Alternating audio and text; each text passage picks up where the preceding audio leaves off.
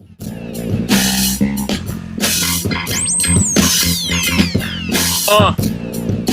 just want a Picasso in my casa.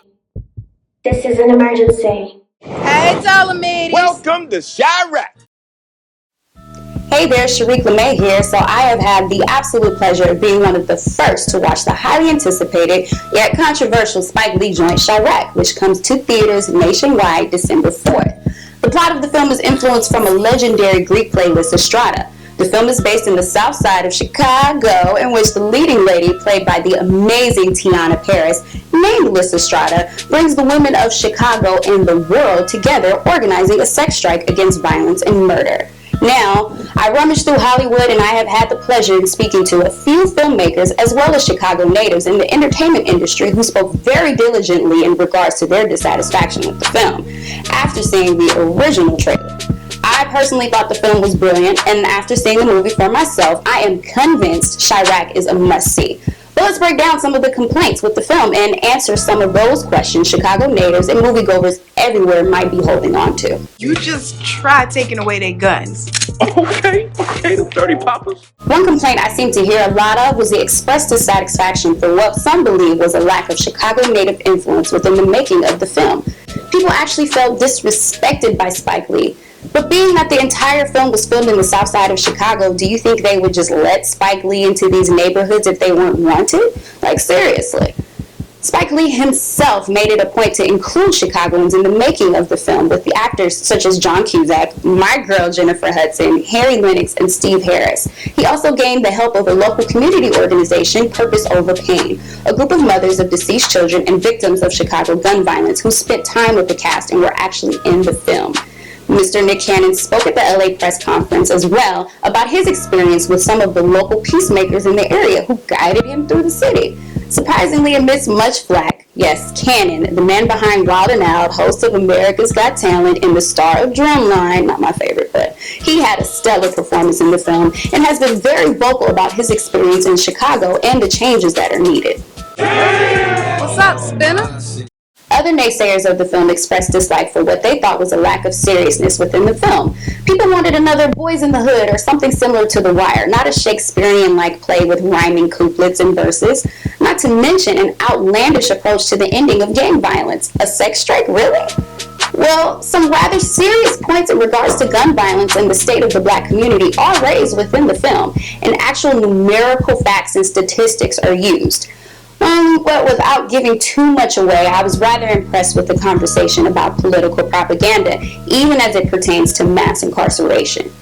As for the use of the sex striking, this is no isolated nor ancient approach to dealing with the complexities of social issues.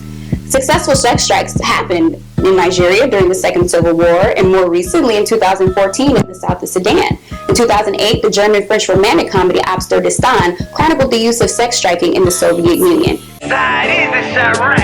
And y'all mad because I don't call it Chicago.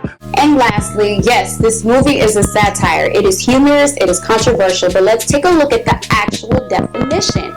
A satire is the use of humor, irony, exaggeration, or ridicule to expose and criticize people's stupidity or vices, particularly in the context of contemporary politics and other topical issues. The issue here, 500 people this year alone have been killed in Chicago. There's your stupidity. Some critics also showed dissatisfaction for the actual name of the film, stating that it is not an accurate depiction of the great city of Chicago. However, Spike Lee purposefully draws a line between the flourishing city, skyscraping, big business-filled Chicago, and the Chicago that is depicted in the film that suffers loss and tragedy on a daily, hourly basis. Spike Lee himself explained at our LA press conference that it is simply an artistic choice, stating that, and I quote, Chi-Raq isn't the first film in America that dealt with serious subject matter with humor. Some popular satires would be 1975's Monty Python and the Holy Grail. In 2005, the country was raving about the film Thank You for Smoking. I watched that in high school. That dealt with political lobbying and propaganda. And more recently, I know we all remember in 2014, we all witnessed the mayhem surrounding the film The Interview, about the attempted assassination of North Korea's dictator. That movie was actually pulled from theaters. So people, this is an art form. At the press conference, one of the stars of the film, John Cusack, quoted German poet Bertolt Brecht, stating, "Art is not just a mirror to hold up to society, but a hammer with which to shape it." I applaud Mr. Spike Lee for taking the issue in Chicago head on and using such an untypical approach to being the mirror and the hammer. The style of the film may go over the heads of the more contemporary or more or less urban demographic, yet let's remember, this is the same man behind Bamboozled, School Days, and Do the Right Thing. What else could we possibly expect? After all, Chi-Raq is a Spike Lee joint. Wake up!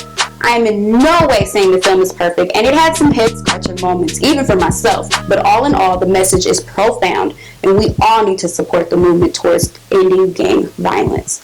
So, I encourage you all, go see the film, do some research, spread the word. Again, my name is Sharíck LaMay. Thank you for watching.